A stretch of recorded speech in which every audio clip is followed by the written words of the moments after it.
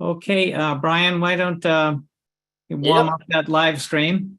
There you go. Fire at will. You're good to go. Okay, so we're going to have a nice crowd this evening for our webinar, Invading the Campus, the Military-Industrial Complex's Quest for Academic Know-How. We're very fortunate to have two wonderful speakers who are really steeped in their material to make this presentation and to answer your questions. The event, of course, tonight is sponsored by the War Industry Resistors Network. And we hope if any of you are not part of the network that when Ken Jones explains our new website to you briefly, that you will go there as fast as you can and sign up for the network. So Ken, why don't you tell us, what is this thing, this War Industry Resistors Network? Yeah, thanks, Paul, and good evening, everyone. Many of you know who we are. We call ourselves WIRN, W-I-R-N. We've been around for about a year, almost a year and a half now, and we are a network of organizations. We have 39 different organizations around the country who are affiliated with us. They're all grassroots organizations that are working to oppose one of the tentacles of the war industry, whether it's one of the war corporations. We also include fossil fuel companies as part of the military, industrial, congressional intelligence complex, all of those together. So we have lots of people around the country who are working at opposing the war industry. And we also have a mailing list of something almost 1,800 people. So we have individuals and organizations that are part of us. We do have a new website, as Paul just mentioned. We did have a website on the Veterans for Peace platform. We've moved over to the World Beyond War platform. And if you know Greta Zaro over there, she is just a whiz at so many things. And one of them is designing websites. So I'm going to put in a couple of links for you to look at in the chat. The first one is our new website, which I really encourage you to go look at. And as Paul said, on the very front page, there's an option to join us. If you're not on our mailing list, or if you want your organization affiliated with us, you can click on that button. It'll give you a little form to fill out. It'll come to me, actually, and we'll get you connected to us. So encourage you to go to our website. One of the things, there are several pages on our website, and one of them is called Action. And it lists lots of actions that people have done in the past. There's also a photo album where you can go see pictures that people submit of their actions. And we are getting ready to have a call to action for our entire network come Earth Day. Actually, a few days in and around Earth Day. Some people are doing Tax Day on April 18th. Some people are doing Earth Day on April 22nd. So we want to coordinate that with people. And in order to do that, we're setting up a meeting on April 10th. It's this coming Monday. There's another link in the chat that I posted for the April 10th meeting. And we hope that you all will come. It's not a webinar like this. It's a meeting. So we can talk about planning for action during that week. And in particular, we're going to connect ourselves to the Merchants of Death War Crimes Tribunal.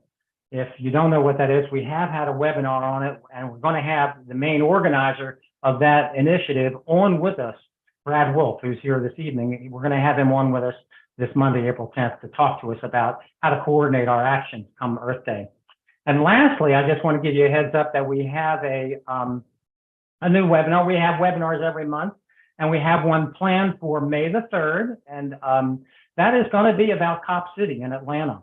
We have two activists who have been very involved in the campaign there to stop Cop City, and we're excited about having that. So I hope you'll tune into that. The link for the registration is also there in the chat. I'll post it again later too. So thanks for being here, and stick with us, would you? Okay, thank you very much for all that information, Ken. So let us welcome our speakers for this webinar this evening. Michael Klare, as many of you know, is Professor Emeritus of Peace and World Security Studies at Hampshire College in Western Massachusetts. Michael serves as Senior Visiting Fellow at the Arms Control Association in Washington, D.C., and as the defense correspondent of The Nation magazine. Professor Klare is author of 15 books, most recently the book All Hell Breaking Loose, The Pentagon's Perspective on Climate Change. And we'll be sending out tomorrow, as we follow up this webinar, a link to that book. His articles on U.S. military policy, global resource competition, arms proliferation have appeared in Arms Control Today, Foreign Affairs, Scientific American, Le Monde Diplomatique, among others. Indigo Olivier, Indigo, we want to welcome you again. We say welcome back. Indigo did a webinar for us on Lockheed and other military contractors recruiting and other practices on campuses. And a link to that webinar is available on our website. Am I right, Ken? So that was quite a webinar, and would encourage those of you who missed it to take a look at it. Indigo is a reporter researcher at the New Republic.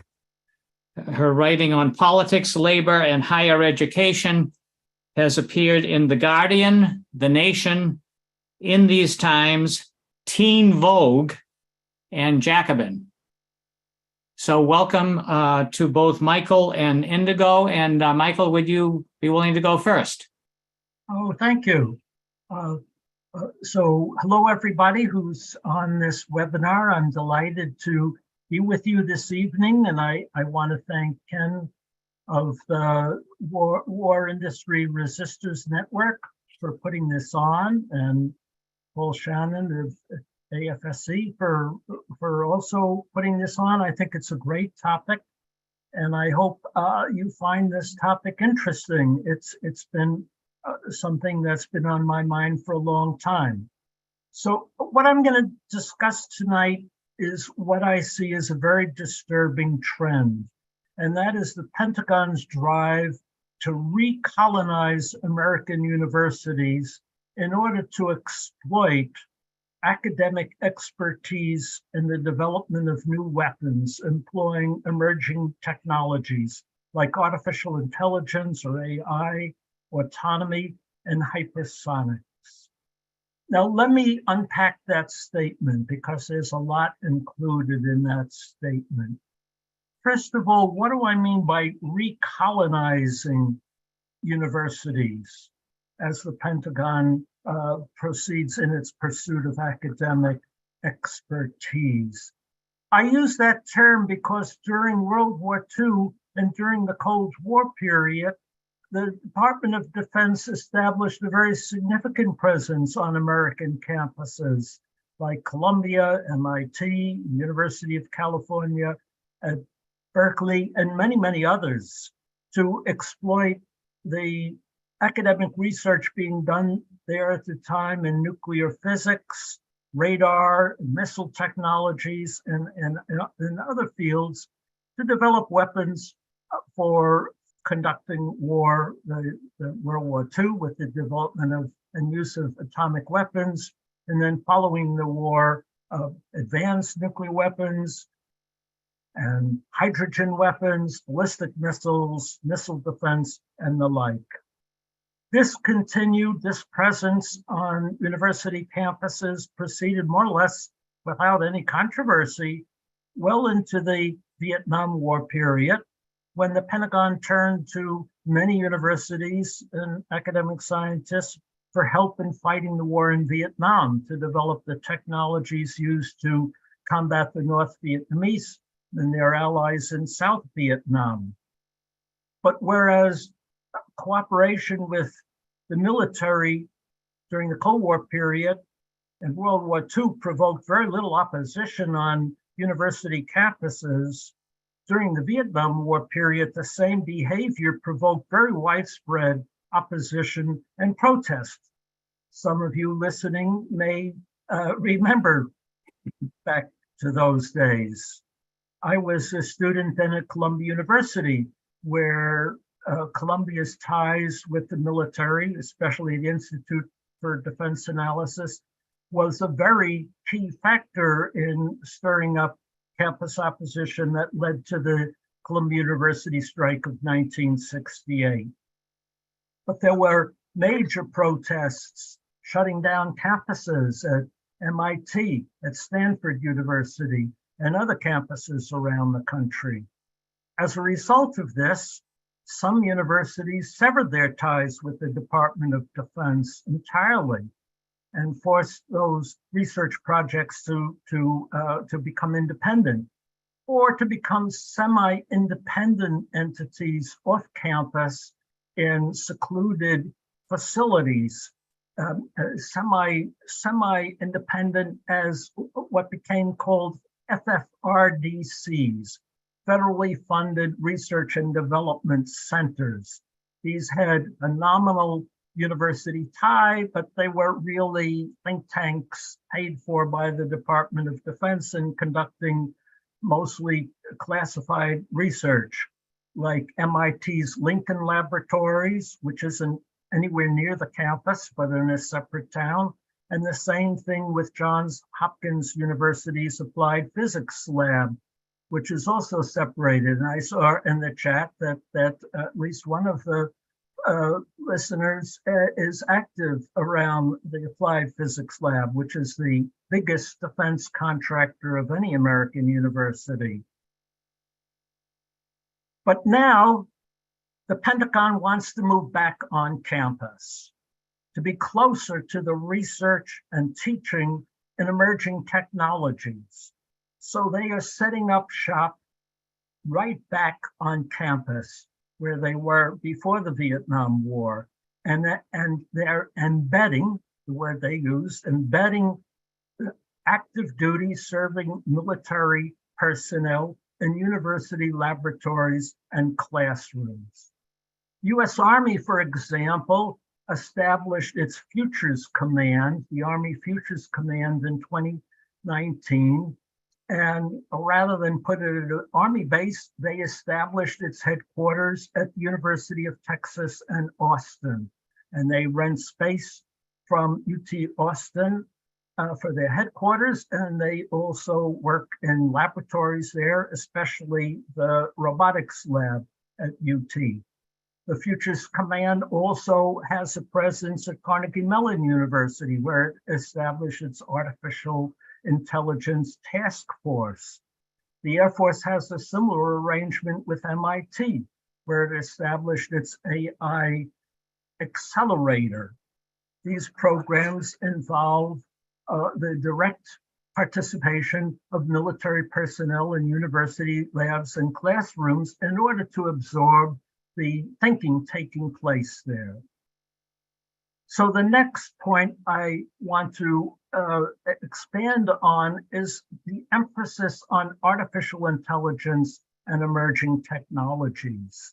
Of course, you've been hearing a lot about artificial intelligence and the gains it's been making, but the Pentagon's been seeking for years to weaponize artificial intelligence and employ it for military purposes.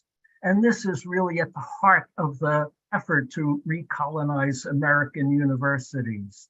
It's driven by their perceived need to achieve superiority in artificial intelligence, in autonomy, which means weapons that can make decisions for themselves who they can shoot at and kill, so-called killer robots. In hypersonic weapons, which are missiles that could fly more than 5 times the speed of sound.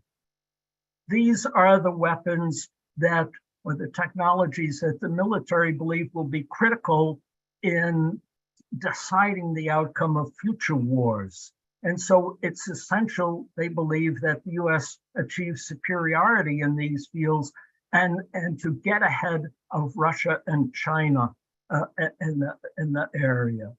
I love quotations, and this one is from the National Security Commission on Artificial Intelligence in its final report from 2021. It said, artificial intelligence will transform all aspects of military affairs.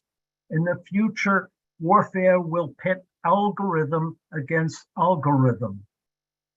End of quote. And therefore, they went on to say that if the US military is to prevail in future wars against China and Russia, which they also claim are in the same arms race, US must achieve superiority in algorithmic warfare, as they put it. But the Pentagon has a problem in this. And the problem is that the necessary expertise is not found in defense contractors, traditional defense contractors, because the leading innovators work at universities and startups that have proliferated around university campuses in Cambridge, Massachusetts, and Palo Alto, California. And the people who work there don't want to go to work for defense contractors. They don't want to be in a regimented environment. And so the Department of Defense has discovered that if they're to gain access to the leading thinking in these fields, they have no choice but to move on to campus, to gain access to what they call a talent in this field. So they've organized themselves to infiltrate university campuses and laboratories in order to extract the necessary information. And that's what led the Army to establish its Futures Command at the University of Texas at Austin, and the Air Force to establish their Artificial Intelligence Accelerator at MIT, where serving officers work alongside students and staff and faculty at MIT's AI laboratories. These are some of the examples of what the Pentagon is doing. But that's just part of a much larger endeavor. And in the Q&A session, if you want to ask me about a particular university, I have lots of information about what's going on. I can't give you all of it, but let me just mention a few programs. They are to work on hypersonic weapons. The Pentagon has created something called UCA, the University Consortium for Applied Hypersonics, with a $100 million budget. It's headed by Texas A&M University and has about 24 universities working on this. The Pentagon has also financed wind tunnels at Purdue University, at Notre Dame University, to develop ever faster hypersonic missiles.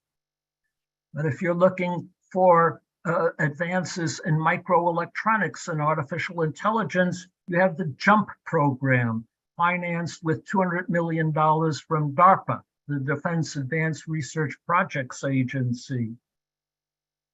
This has also involves dozens of university centers in doing research on the microelectronics that make advanced supercomputers possible. In the area of autonomous weapons, robotic weapons, you have UT Austin and Texas A&M University working on ground vehicles. Unmanned air vehicles are a specialty of the University of Dayton in Ohio. And now the University of Maine has gotten a big Pentagon contract to develop autonomous naval vessels. These are just some of the examples, and I have many, many others. And I said at the beginning that I find all of this very disturbing. And let me conclude by explaining why I find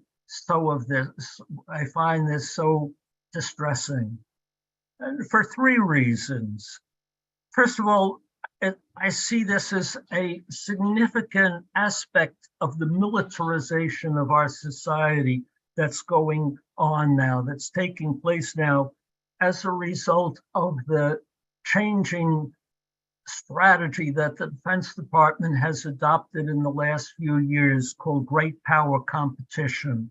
According to the Department of Defense and the Biden administration more broadly, the U.S. is engaged in a life and death struggle for global supremacy with China and Russia, and it requires an all of society struggle to ensure U.S. supremacy in this contest.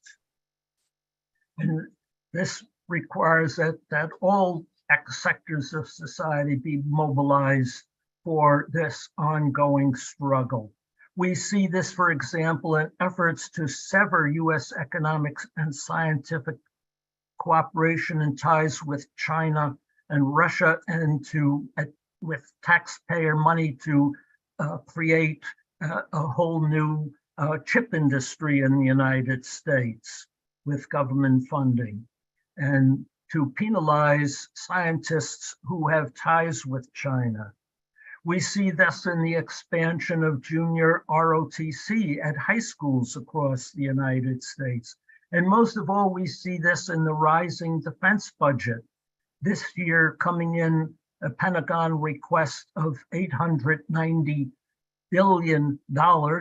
That's before the Congress gets their hands on it, which will push it over $900 billion, meaning next year we're going to reach $1 trillion for the first time.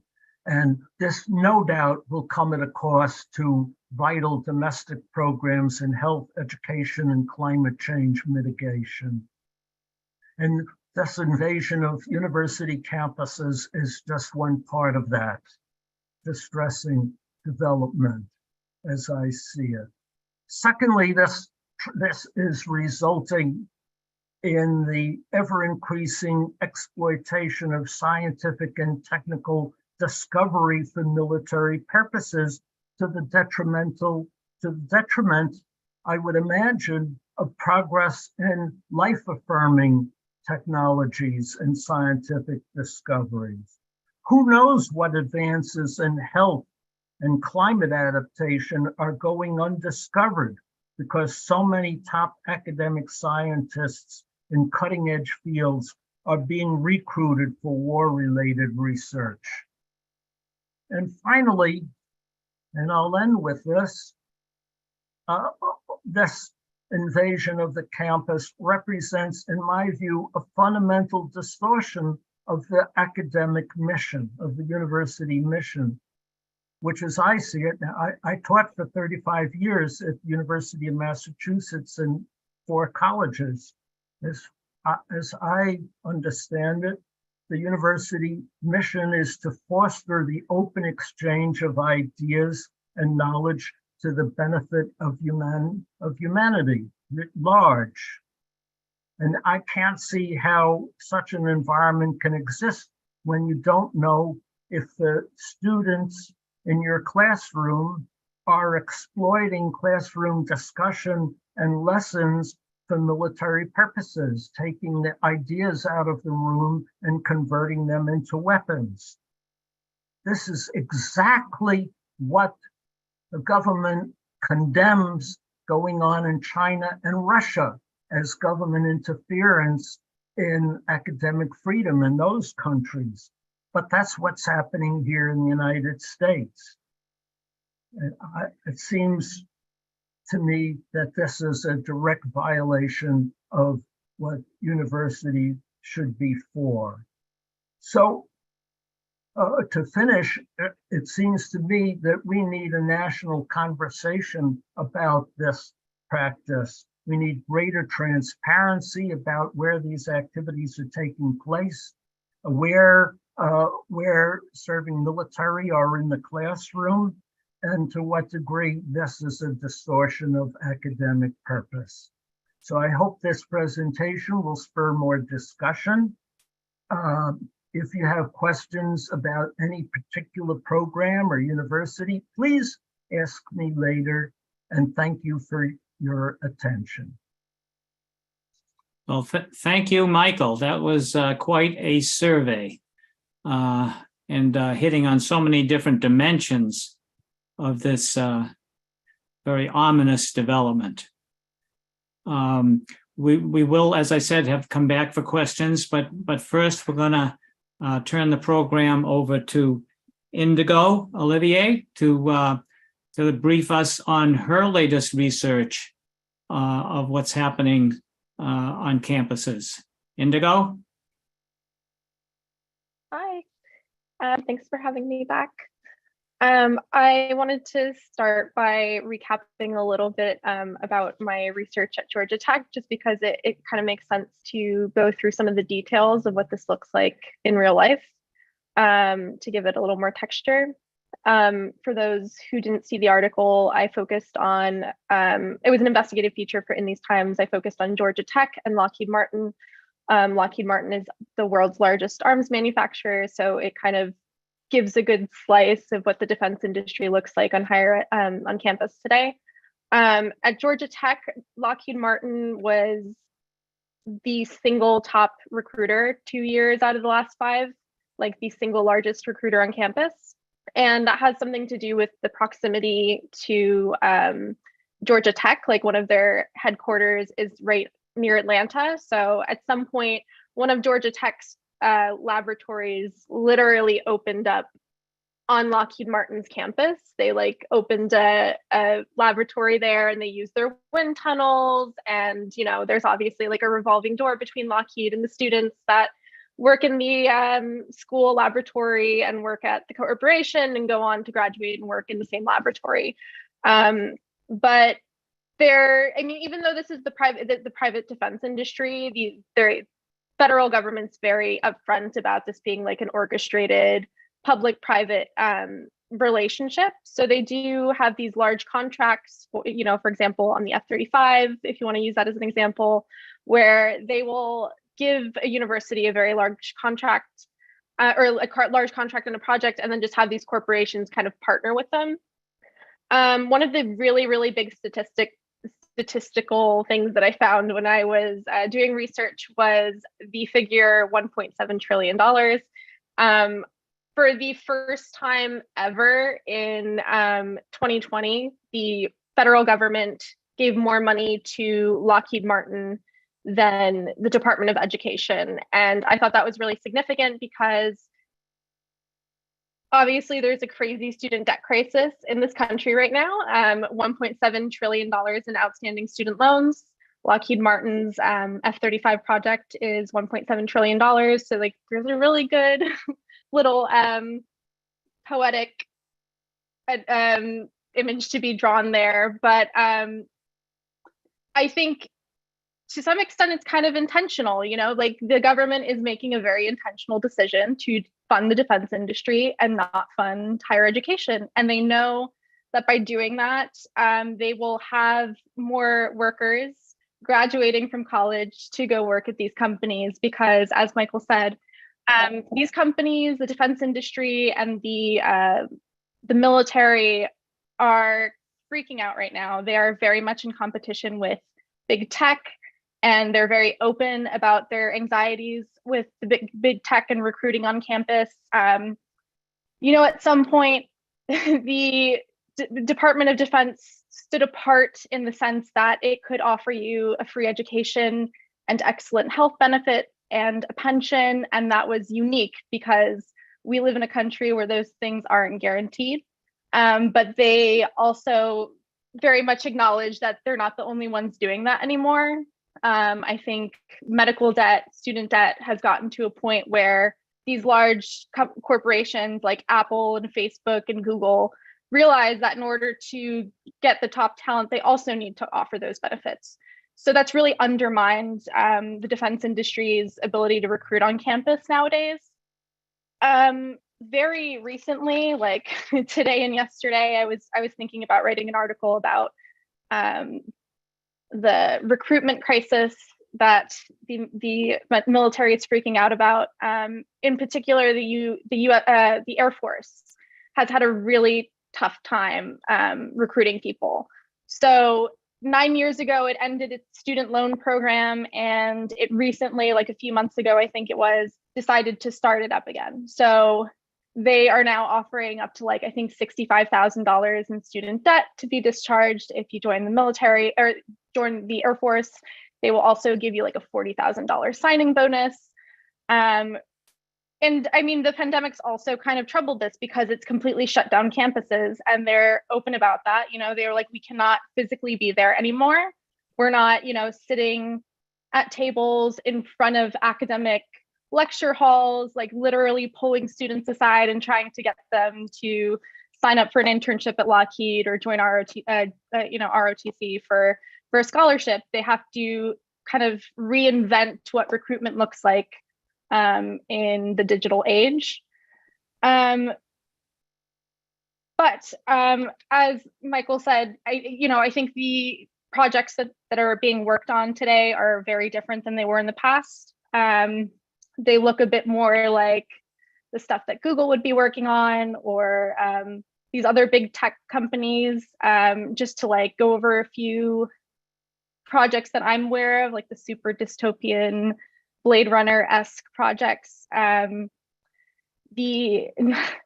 knows DARPA, but DARPA has like an evil twin sister named IARPA, the Intelligence Advanced Research Project Agency. So one of their projects is trying to reverse engineer brain algorithms to recreate human intelligence. And they've partnered with like Carnegie Mellon and MIT and Johns Hopkins to try to reverse engineer human brain algorithms. Another one, which was sponsored by DARPA, was autonomous technology that would mimic animal behaviors. So one of the ones that they were really interested in was mimicking the hunting behaviors of wolves in packs, because that'd be a very good thing for the military to have if you could have autonomous wolf hunting drones, of course. Another one that's really kind of just a lot of these are just super, you see them on YouTube and stuff, and you see the robots moving, and it's so elementary that you're like, oh, come on. Like, you kind of can brush it off, but you have to realize like these are like really huge steps for them. But one of the very early steps that they've taken is creating headsets, Bluetooth headsets, where they can in very basic motions telekinetically control drone swarms. So yeah, those are some of the crazier projects that I've found. There are a lot of like very boring ones too, like the billions of dollars that are just going into like very basic missile trajectories, and like vertical lifts right now is a really big one, like getting things to just like lift up vertically without like having a propeller. So yeah, open to questions. Thank you, Indigo. That is such interesting stuff. Why don't we open it up for questions, comments, very quick comments, but we prefer questions. Tom, you want to, Brian, can you let Tom Valovec to ask his question? Yes, hi. Hi. Thanks very much, Professor Klare and Indigo, for a very good presentation. Appreciate it. I'm a journalist, and I write about AI for a couple of publications, including Common Dreams and SharePost. And I'm doing some research on AI right now. Professor Klare, I wanted to ask you if you had a sense of how much of the original seed funding for the R&D for AI development actually came from the military. I'm just trying to get a sense of how much, what the proportion might be, big tech versus military, in terms of the R&D development. I couldn't, well, thanks for that question. I couldn't be precise about that. Because they throw so much money around. But my sense is that there was a feeling of panic in the DoD about 5 years ago, when the national security strategy, the new national defense strategy, came out in 2018, that while the US was fighting the forever wars in Afghanistan and Iraq, that China had leaped ahead in applying artificial intelligence to warfare, and that the US was in a catch-up game. Now, some of this no doubt was propaganda to motivate Congress to put up more money. But if you read the proceedings in the National Security Commission on Artificial Intelligence from 2019 and 2020, you sense a lot of anxiety that the US was behind in this area. And the problem was that the that the defense contractors, the standard defense contractors, as Indigo was saying, we're not very skilled in this kind of work, and that the pioneering work was being done at startups, universities and startups, especially in Silicon Valley. And in 2018, there was a revolt at Google because of the Project Maven, the use of AI to distinguish targets for attack by drones. When the Pentagon discovered that this group of geeks at, as they would call them, at Google, these kids, boys, I'm using terms that are pejorative from the minds of people in Washington, that they were so distressed that these young guys in Silicon Valley had the nerve to tell Washington where to go, tell Pentagon where to go about this. So they felt behind the curve, and that they had to start pouring large amounts of money into AI. So I think they say that the pioneering work was not being done in the Department of Defense or its contractors. Okay, well, thank you, Michael. Let's go to Stuart Prager. Can we unmute Stuart? Yes, can you hear me? Yep. Yeah, thank you. Very, very interesting information.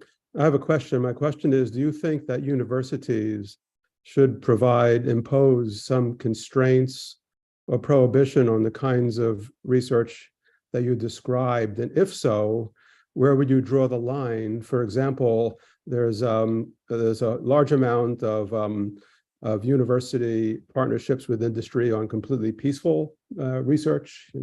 The Department of Defense funds some basic research that maybe is no more dual application than other research funded by non-defense agencies. And then there's, of course, there's research with direct military application. So do you think universities should apply constraint? And if so, how would that be done? Where would they draw the line?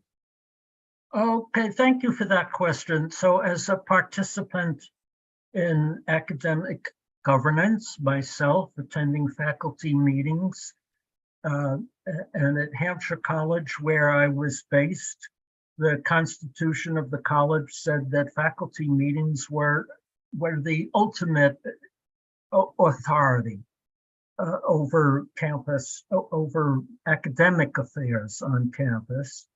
And I'm not sure that that's true of other universities, but it was true at Hampshire College. So I believe this is something that has to be hashed out among the faculty of the campuses with full disclosure, full information about what's going on. And my research in the cases that I'm discussing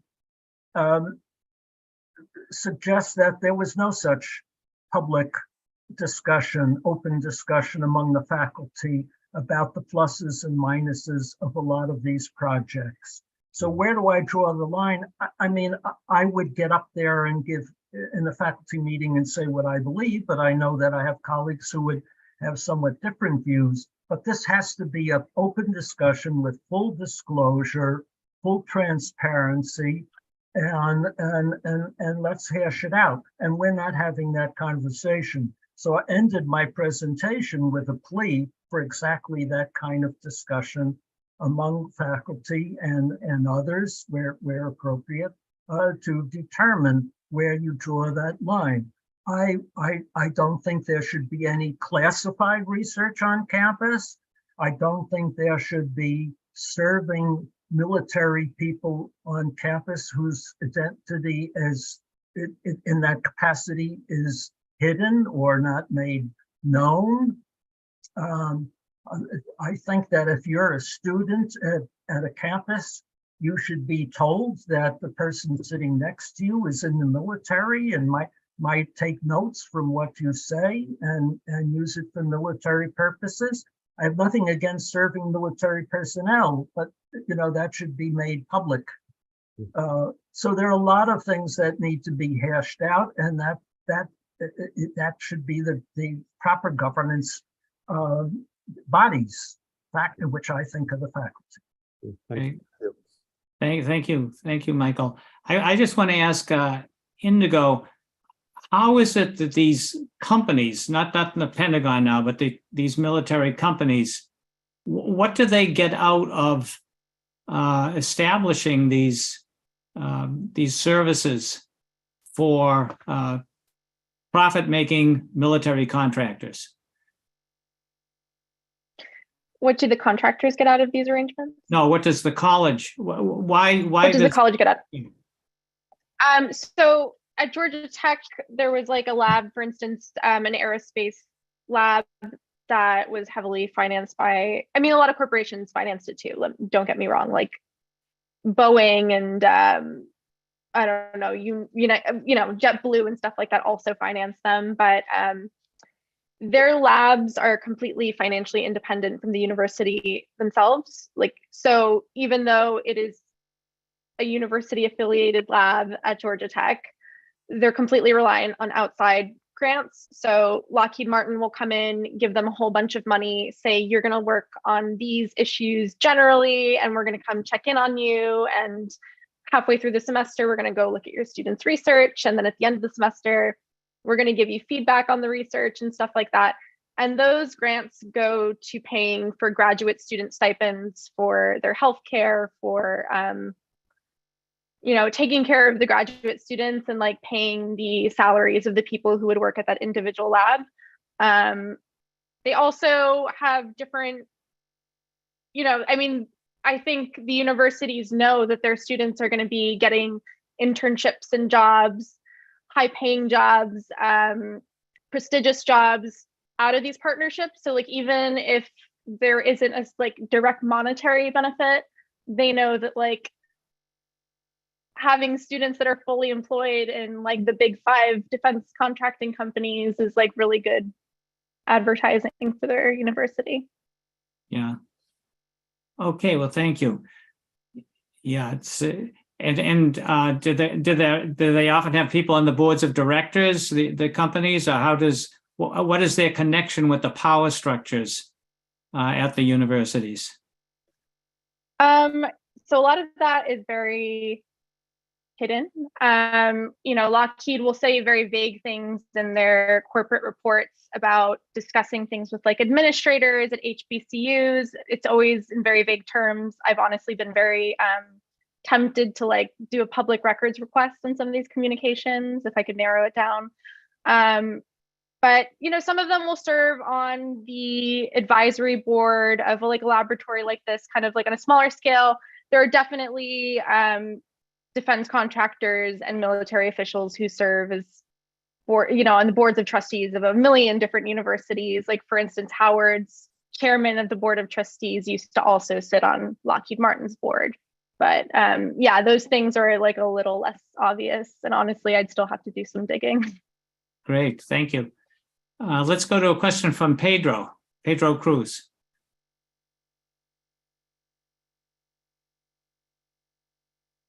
Hold on a second, Pedro. I think you're still muted. Brian, can you? There we go. Oh, thank you. Thanks for taking my question. I wanted to ask Indigo, about 5 years ago, I attended a meeting of the Arms Control Association, at which one of the speakers, one of the experts, noted that only 2% of the boards of directors of the major arms manufacturers are women.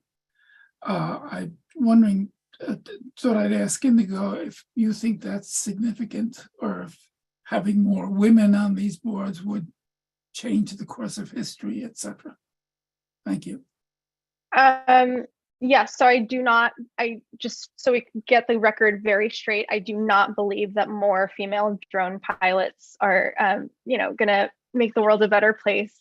But yeah, that is a serious issue. I mean, it's not just the defense industry, it's the tech industry in general. And, the Department of Defense, their contractors, they've all recognized this as an issue, and they do very targeted programs for women in STEM scholarships, and also come into the defense industry. Or a really big one is, those numbers are also very true for different racial demographics. So Black and Hispanic students are severely underrepresented in tech, and that's why they target a lot of HBCUs. Because, and again, it's really kind of shocking to read in their reports, this is going on, but to read it in their report, they are we are facing a STEM shortage, we are in crisis, and also we are heading towards a minority majority country, and in order to get the numbers that we need, we're going to have to start targeting HBCUs and women to bring them into the workforce to maintain this level of research. Yeah, Indigo, is it true that something like half of the CEOs at the biggest military contractors are women now? They've definitely gotten those numbers way up. Yeah, they also a lot, 40% of early career hires are also from minority backgrounds too. Okay. Next would be Jack. Hi, I also had a question, I guess, for Indigo and for Michael. Just recently read that there was also the sort of third competitor for engineering and technical talent recruiting at universities, and that's the nuclear weapons complex, like Los Alamos Labs, Oak Ridge, the Savannah River site. And I wonder if at Georgia Tech, you came across that as one of the players in the battle to recruit, the engineering degrees there, as well as the for-profit contractors. Well, Indigo might have some information on this as well, but I could recommend the ICANN, the International Campaign to Abolish Nuclear Weapons, has a program called Schools of Mass Destruction. And if you go to their website, they published a study of all the university ties with the nuclear weapons complex. So I'll try to enter that into the chat if I can in time. I believe that you are right that they are recruiting, because not only the nuclear weapons complex, but the contractors that are building the delivery systems, because under the Biden administration, we're now pushing ahead with the modernization and the expansion of the nuclear triad, and there's a lot of work being done. In fact, Johns Hopkins University's Applied Physics Lab is one of the biggest contractors in developing the new Minuteman successor ICBM, and I'm sure they're recruiting like crazy. They have $1 billion contract, Johns Hopkins. It's bigger than the main campus budget to develop nuclear weapons. Wow. But Indigo might have some more information. Yeah, no, I think there are some major players in the nuclear sector who, like Johns Hopkins, that just do an insane amount of research from that sector. But I didn't notice it as like a particularly hot topic across campuses in terms of like how many campuses are working on that issue. I think nuclear weapons may have been yesterday's Pentagon toy, and now everyone's obsessed with like hypersonic missiles and defense, and drones and making things autonomous. And like, yes, we have nuclear technology, but like we also need to develop a missile head that's going to make it go 5 times the speed of sound across half the world. But the Defense Department recently, and I'm talking like within the past 6 months, put out a statement about trying to funnel more into the nuclear career trajectory because they don't have enough people. And I'm pretty sure that was more just like, because of tensions with like Russia more than anything. I think it was more of just like an anxious impulse to kind of be like, we need to make sure our nukes are well stocked, and just in case there's like a third world war. Okay, thanks. Thanks to you too. How about Nancy Nelson?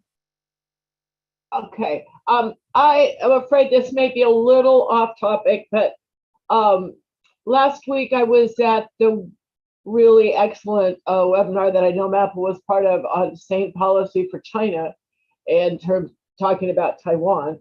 And over the weekend, I was talking with a friend who I thought was on the liberal side, and he immediately said, if my president didn't defend me going and if they went toward Taiwan, we've got to fight. And I'm like, and I'm just getting that lately from so many people. So I feel like, I don't know, is there one little vacuum, like people on this call who are talking about the dangers of nuclear weapons and continuing to promote it at educational institutions, and a whole nother set that's like, we're probably not doing enough. We're falling behind China and Russia now. We got to get ourselves, and lastly, I don't know if anybody's heard the discussions the last 2 months, I think they did them, of Noam Chomsky talking with Daniel Ellsberg.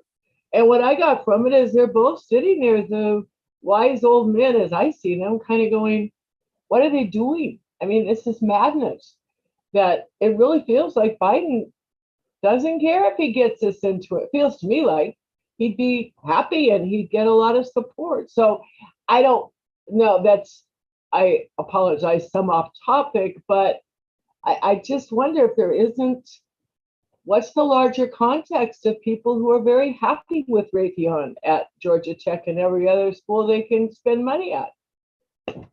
Okay, thanks, Nancy. Any comments, Michael or Indigo?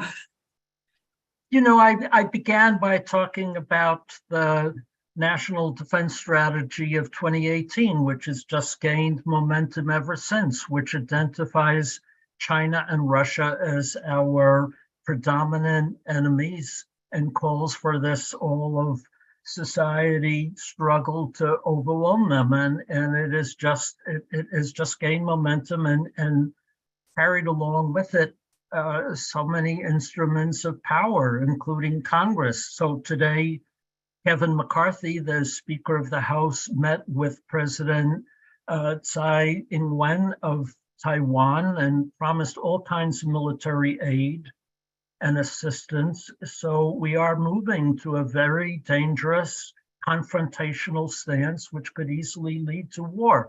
So Nancy's question is appropriate. That is the larger umbrella in which what we're talking about here is taking place, which is the exploitation of universities for their academic knowledge. What I was highlighting was a belief that a future war with China, maybe not in the next 10 years, but the Pentagon is planning for the 2030s and the 2040s and the 2050s. They think this struggle is going to be multi-generational struggle, and that we have to be prepared not only to win in the 2020s and 2030s, but in these future generations, and that those wars are going to be fought with drones and artificial intelligence and hypersonics and so on that Indigo was just talking about. and therefore we have to mobilize now for the long ongoing war. And I think the only response has to be a public education about how insane this all is. Thanks, Michael. Indigo, any comment on that? The only thing that I would say is that I do not feel comfortable with Biden overseeing this war or having his hands on the nuclear code. And I've got a lot more words about Biden, but I really don't think I want like a permanent record of that on YouTube. Okay, we get it. Let's move to another question. Sane Laproyan.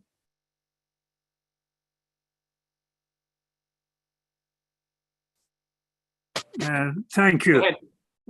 I think in general, we can say that at least in the aftermath of COVID-19, we know more about underpreparedness. And after 9/11, far too much was invested imagining that the United States and some other countries would be fighting against Islamic fundamentalists. And I guess that was an exaggeration. I don't know if they'll admit it or not. But in terms of being prepared against contagious diseases, natural disasters, etc., this country is definitely not doing nearly enough. I mean, not to even mention what they could do on a global scale, organizing, collaborating countries, sharing data, etc. They're definitely not doing that. And the future is not known. Whether or not there can be huge natural disasters in this country is not known. And as you know, there's no insurance against something like a volcanic eruption in Yellowstone, etc. So those who think in terms of preparing against certain other non-military threats should at least be trying to address scientifically students and concerned scientists. And the reward doesn't have to be financial. Obviously, those who care for peace don't have the big budgets, but at least we can say, look, all these threats can be around the corner. We don't know, and military preparedness is not going to help in the face of these things. Thank you for that comment, saying, certainly all this advanced military hardware and thinking was not very helpful to deal with the pandemic whatsoever. That wreaked havoc on the United States like no other enemy could possibly have done. And yet here we are completely unprepared for that, and we're unprepared for it next time too. But Michael or Indigo, did you want to comment on anything? I think what he says makes perfect sense. But I think that's one of our main arguments, actually, against all this stuff, is the transfer of all this ingenuity and talent into destruction rather than dealing with our real problems. How about David Hatzo? Thanks both Michael and Indigo for your very helpful and informative presentations. Is there any effort so far among the universities, or at least some universities, not to sell their soul to the Pentagon and to really keep their traditional purpose of really helping educate people to help create a more peaceful world? Hi, David. It's good to see you. But I'm not aware really. There are individual faculty members at some campuses at MIT and elsewhere who have spoken up about the questionable ethics of inviting the military on campus and distorting the funding of research, of scientific research, as the last questioner, the last speaker just said, that the budgets, university research budgets, are being so overwhelmingly distorted in the direction of military related research and not on climate change and health and so on. but I'm not aware of any fundamental discussion of the appropriateness of continuing with this at any major university. I mean, I've tried to find it. I've done searches looking for it. I did see that one of the people in the chat said that they're involved in protests against Johns Hopkins Applied Physics Lab. So maybe that person can identify themselves and say what's going on there. As I said earlier, Johns Hopkins is the biggest university defense contractor. But other than that, I'm not aware. It's sad to say. Yeah. Thank you. Indigo, are you aware of any resistance like at Georgia Tech to any of this stuff? Yeah, there's a group called Dissenters that's kind of newish. It started in 2020 and they've kind of slowly been getting going. I think if you guys are interested in this, you should absolutely go look at them, support them, donate to them. They're just a bunch of college students and recent graduates who are really, really cool. They also do like abolitionist organizing, and they have like a couple dozen chapters, I think. One of the strong ones is at Howard University, George Washington University, I think. American University has a chapter. Again, these are very small efforts, but I think supporting them like when they're just seeds is really important. To your question about if there are any universities left, I went to the New School. For any of you who are familiar with the history of the New School, it was kind of like founded out of protests from World War I, and then took a bunch of people in from Germany during World War II. I do the work that I do today because when I was graduating, I found some old like Raytheon and DARPA contracts with the New School and was just like so horrified that like this like very stereotypically leftist university did those kinds of things. That was like, well, if you know the New School is doing that, I can't even imagine what Johns Hopkins is doing. And they're reverse engineering brain algorithms, but yeah. Yeah. And Can I go just ahead, Michael. Yes, I should add, I'd mentioned it before, but ICANN does have campus groups on its campaign against schools of mass destruction. Oh, good. Yeah. Brian, do you want to quickly mention some stuff going on in the Boston area or at Tufts and places? Because you've worked with a lot of student groups here on this issue. Yeah, there are a number of student groups in this area. Let me put myself up on screen. And as Michael noted, being from Massachusetts himself, I mean, there are a lot of military contractors and big tech here in Eastern Massachusetts. So in a way, it gives us ample opportunity. But there are groups that are coming together now that are organizing across campuses, which is a really good thing to see. So the students will come from Boston University to support an action at Tufts or Northeastern.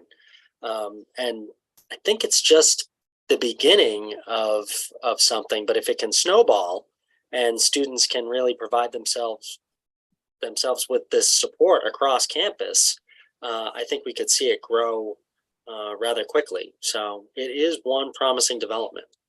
And they're doing more than just protesting military contractors. They're also protesting when the CIA themselves come recruiting at campus, as they do. But also the State Department, some of the banks that own these military contractors, as well as fossil fuel companies. It's a good development. Yeah, thanks, Brian. So if people can hang on, this has been tremendous information tonight. Why don't we take Sarah and Laura with the last two questions here? Sarah, would you want to go first? Because I've been doing this longer than anybody here because I'm older than anybody here. And but I do have a special feeling that this is the time and that people really are listening. and we're going to have to do. And it's wonderful that so many people working on. At long last, we'll get rid of those damn weapons. Okay, that's what I want, and I'm going to keep working. Well, you've done it for quite a while, Sarah. Thank you. Laura, you want to ask the last question this evening? Oh, Pedro, do you want to ask one too, quickly? Let's start with Laura and let's see if we get a few more minutes.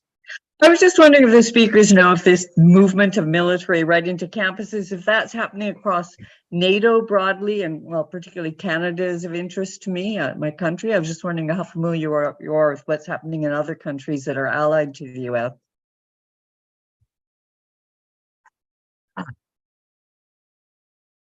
I'm not aware of anything specific, so I can't comment.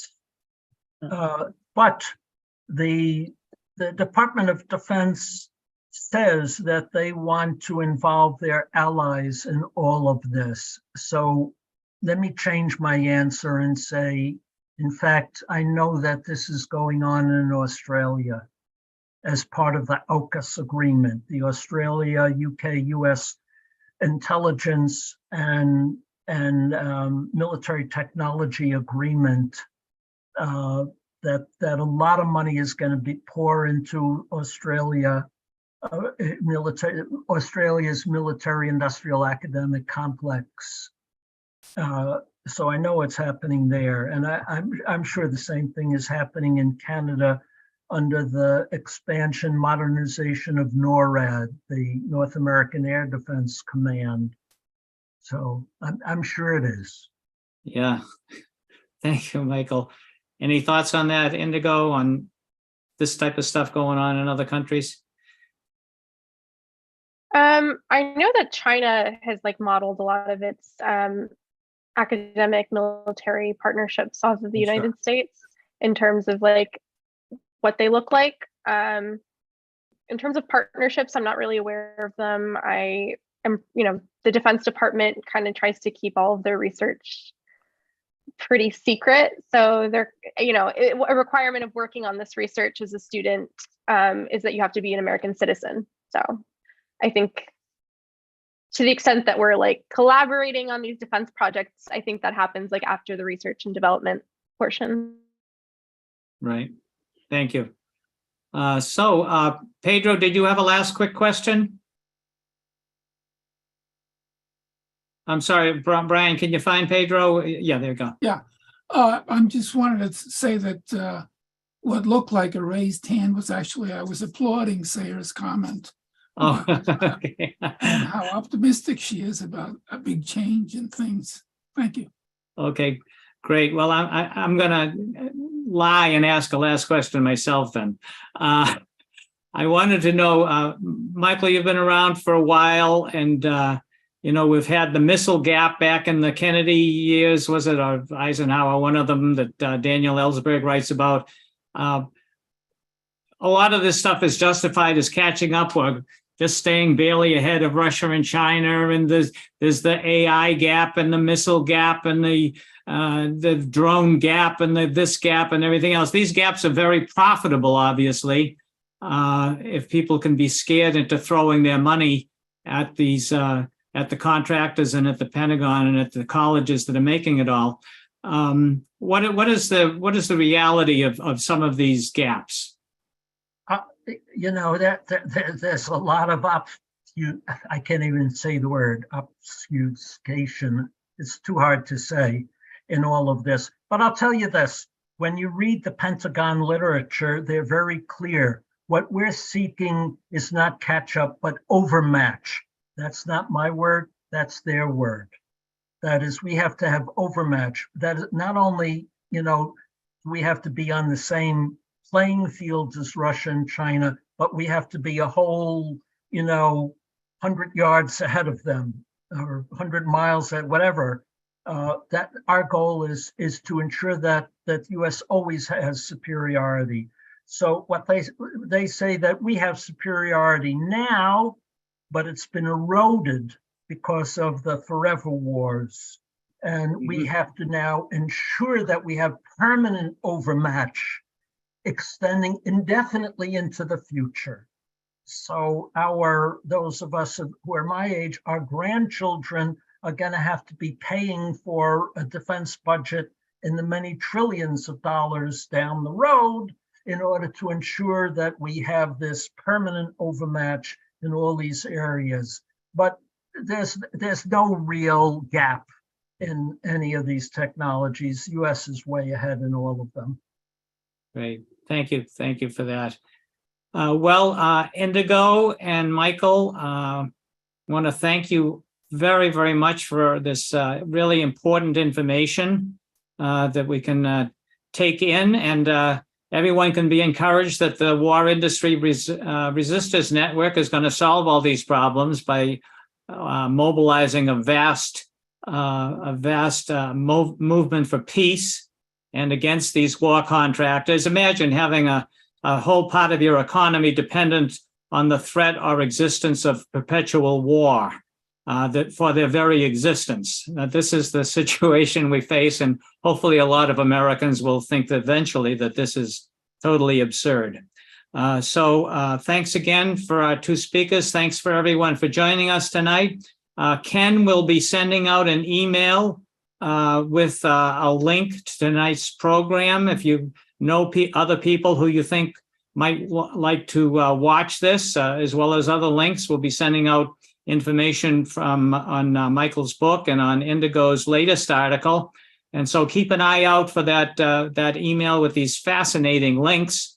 And we will all see you again. I hope anyone here can join us next Monday at our meeting to kind of plan our activities around Earth Day. So please stay with us. Keep up all the good work that's going on out there, and we will see you soon. And thanks to Brian for running the technology on this so that we could do it. No problem. Thank you. Thanks, everyone. Thanks for having us. Thank you.